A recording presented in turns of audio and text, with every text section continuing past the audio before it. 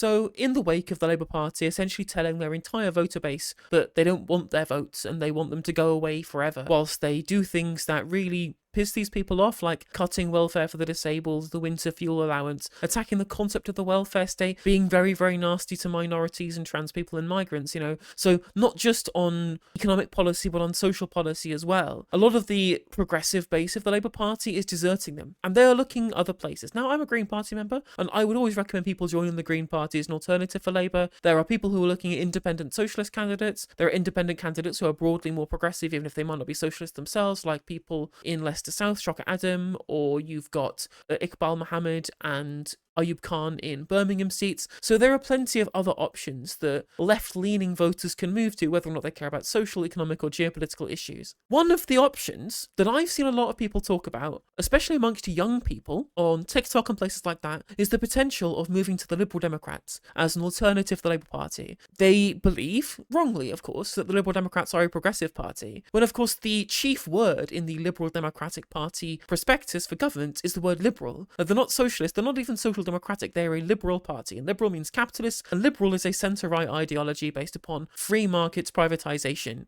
and there may be a third way element of having a good welfare state, but unfortunately, that still doesn't make them anything more than just liberals. Now, can liberals do good things? Yes. Have the Liberal Democrats previously held good positions and currently hold some good positions? I don't doubt. I voted Liberal Democrats in 2010 because Charles Kennedy was so vocally opposed to the Iraq War. Now, of course, there were plenty of other people who were also opposed to the Iraq War who I could have voted for who weren't the Liberal Democrats, but I made my mistake voting for Nick Clegg. And then what happened in 2010, chat? Do we all remember what happened in 2010? Oh yeah, they went into a coalition with the Conservative Party. And what did that coalition give us? Obviously, they gave us the austerity budgets from 2010 till 2019. The coalition was the first 5 years of those with the Liberal Democrats, which caused 330,000 excess deaths. There was a United Nations envoy who claimed that we had violated the human rights of the disabled. I have a feeling that might be an important point moving forward, and at no point did the Liberal Democrats oppose any of this. In fact, some of the worst things that they did, like the bargain basement sell-off of Royal Mail in 2013, this was written and approved by the Business and Trade Secretary Vince Cable, who was from the Liberal Democrats at the time. They reneged on their promise to vote against hikes in tuition fees and supported the government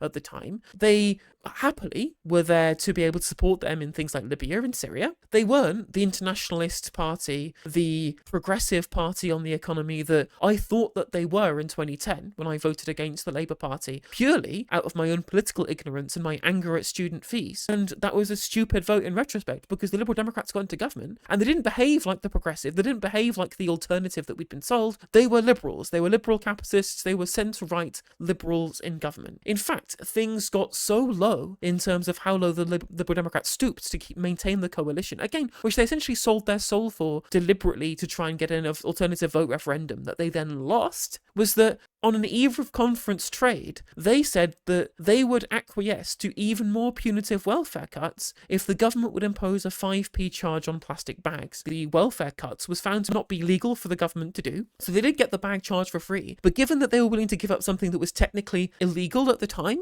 to be able to do that, shows you how low the Liberal Democrats are willing to stoop to be able to essentially get access to power, because at any point during the coalition, when a lot of their supporter base was quite rightly deserting them, as they should have done for the crimes that the coalition were responsible for, at any point they could have seen the writing on the wall and broken the coalition and caused a general election by voting against a government budget, by voting for a lack of confidence in the Conservative Party administration. But they were too attached to power to break that apart, and so they continued the ruinous legacy of the administration, which, on top of everything that we've discussed, we had £15 billion of council assets sold off because of the reduction in council budgets for the vast majority of the time when the Liberal Democrats were in coalition with the Conservative government. We saw stripping away of things like Sure Start. We saw the cancellation of the school repair programme that had been floated by Gordon Brown, which we're now seeing the problems with school roofs collapsing nowadays because of rack concrete. And it also fomented the collapse of the NHS with things like the Lansley reforms, or the continual reduction in NHS spending as a percentage of GDP every single year from 2010 until 2015, when the Liberal Democrats were voting through every single Conservative budget that proposed these cuts. The Liberal Democrats are the enablers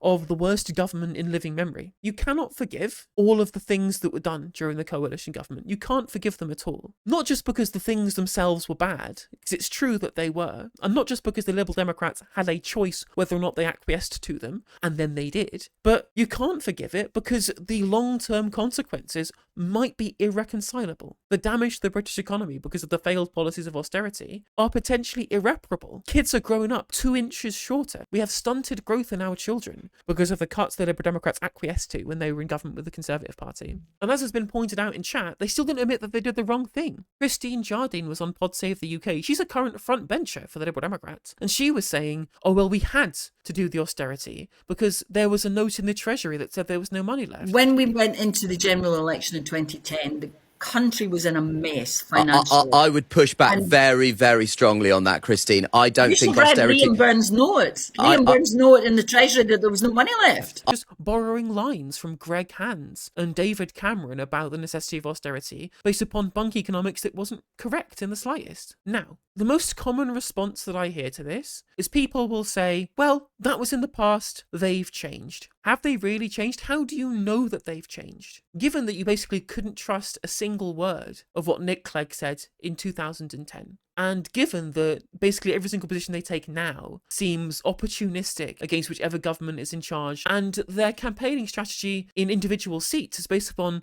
whatever is the local issue at the time, whether it be NIMBY or YIMBY or whatever it is. Can you really trust these people to not just do the worst thing possible the next time? How can you trust people? Well, people say, well, they've got a new leader. They have Edward Davey as the leader now. Now, I don't know about you, chat, but I was interested in the history of Mr. Edward Davey himself. Turns out he was a minister in the coalition government anyway. One of the things they're fighting against, and correctly, of course, I'm not saying it's bad that they fight against it, is the cuts to welfare. Daisy Cooper was on Question Time talking about how terrible it was that the government was making cutbacks that were going to affect the disabled. Little bit hypocritical, just a teeny bit hypocritical then, that the current leader of the Liberal Democrats, Ed Davey, as a coalition minister, voted consistently with the Conservative government to reduce spending on the disabled from 2010 till 2015. I had someone in my reply saying, oh, but Ed Davey's a nice guy. He's a nice guy, he means well. Nice guys, chat, nice guys don't foment UN disability human rights violations. That's not what nice guys do. And I know he may be funny.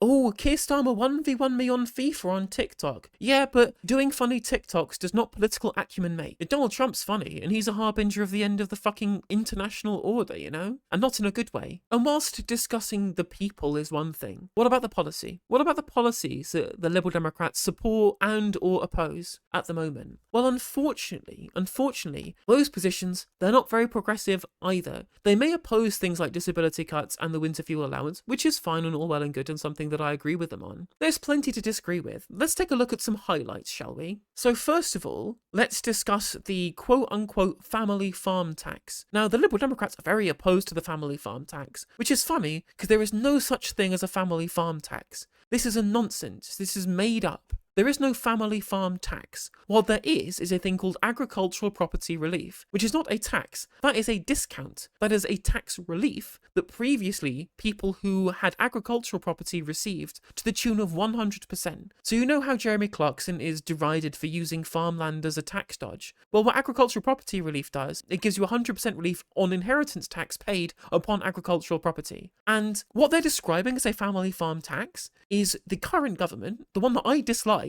but I'm currently agreeing with on this policy, getting rid of agricultural property relief for 20%. So inheritance tax is usually 40%. People with agricultural property will still get some relief, but instead of being 100%, it's now only 50%. So they get a reduction of their inheritance they pay from 40 to 20%. This is a progressive measure because the limit for this is around about £3 million if you're a couple who's passing on a farm. So that's £3 million is like the minimum you have to pay. And then it's only above that you pay inheritance tax, right? So it's only multi-millionaires that will get affected by this change to agricultural property relief. And the Liberal Democrats are on their side. They're on the multi-millionaire asset owner side rather than the government side. And their opposition to this doesn't make sense either. Why is the government doing this? The Chancellor claims we need this change to raise money for our public services, and we certainly understand the challenge of repairing the terrible damage the Conservatives did to both our public services and our public finances. But the family farm tax is only expected to raise about £150 million a year, less than 0.01% of the government spending and less than 0.3% of all tax rises announced by Rachel Reeves in this budget. The reality, of course, is that actually it's nothing to do with raising money for the Treasury. What this is a method of depressing the demand for agricultural property and agricultural land specifically, right? The price of agricultural land has massively shot up over the last however many years because there is a lot of demand for it to use it as an inheritance tax dodge. The reason why farmland is so expensive and why if you were to actually pay inheritance tax on it, even at the 20% margin, some people would pay quite a lot of inheritance tax, is because the value of the land is massively increased because of the demand for it as a tax dodge. You get rid of its ability to be used as a tax dodge, the demand will go down and the price will go down, and therefore people's amount of inheritance tax they'll pay will also go down. Now, you may say, and they say in this piece here, that it's bad if big agribusiness buys up the farms, and I would agree with you, but that doesn't stop you from saying, oh well, make the millionaires, the multi-millionaires pay their inheritance tax like everybody else does. Remember, everyone else pays inheritance tax on a much lower threshold for their normal property, yet apparently agricultural property is special. It means you don't pay any inheritance tax, or you still pay a lower rate now, which they still do. They still get preferential treatment, right? Imagine throwing your toys out of the pram over continued preferential treatment. You can just introduce an amendment, or you can introduce opposition legislation to ban agribusiness from buying up any farmland sold to pay for agricultural property inheritance tax. When in reality, the people who are most going to be affected by the agricultural property relief reforms are giant feudal landowners, like people who've owned the same farmland for 500 years, sitting on its value forever and not sharing, right? Which is funny. They describe themselves as liberals and free marketeers, but apparently they don't want a free market for trading agricultural land.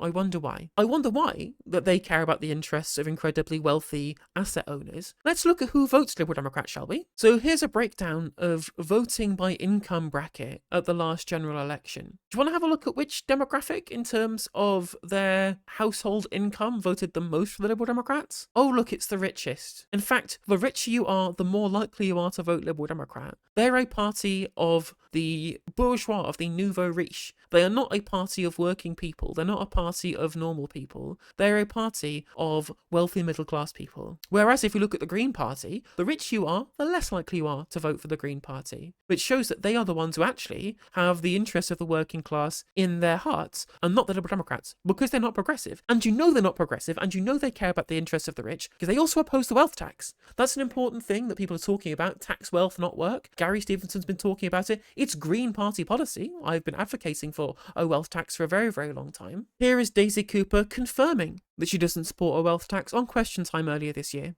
Do the Lib Dems support the idea of a wealth tax? No, I think the problem with the wealth tax is generally it doesn't work. It's been tried in a lot of different countries, and over the course of the last sort of 20 years, I think those 12 countries have reduced down to just 3 countries, and the 3 countries that are using it have a completely different... Well, Norway doesn't. Norway doesn't have a very different tax system to us, actually. Not in a grand scheme of things. And they've managed just fine, and they've had a wealth tax a very long time. Why don't we just copy what the Norwegians do? They also have increased their wealth tax and have seen dividends paid out through increasing it. So this argument doesn't wash because the Norwegians have managed just fine. They're very complicated, they're administratively difficult, so and they don't work. It's not a Lib Dem policy. But it's not a Lib Dem policy, but we can go after those big businesses that are making billions of pounds. When she says going after those big businesses that make billions of pounds, what she's referring to is the Liberal Democrats' support for the digital services tax, which at 7% could be particularly large in terms of international measures for this kind of tax. But the current ones that they are trying to lobby for is a 2% digital services tax, which only raises a couple of billion at most. It's not a big money spinner in the way that a wealth tax would be. And of course, it doesn't force the wealthy asset owners to sell their assets, because a wealth tax won't just raise revenue for the government. It will also force the rich to sell assets, which reduces asset prices and allows middle and working class people access to the asset market again, which they currently don't have because assets have been subsumed by the super rich, because we've allowed inequality to get out of control because of the way in which we changed our tax model from the post-war period to the neoliberal period. But of course, the Liberal Democrats don't want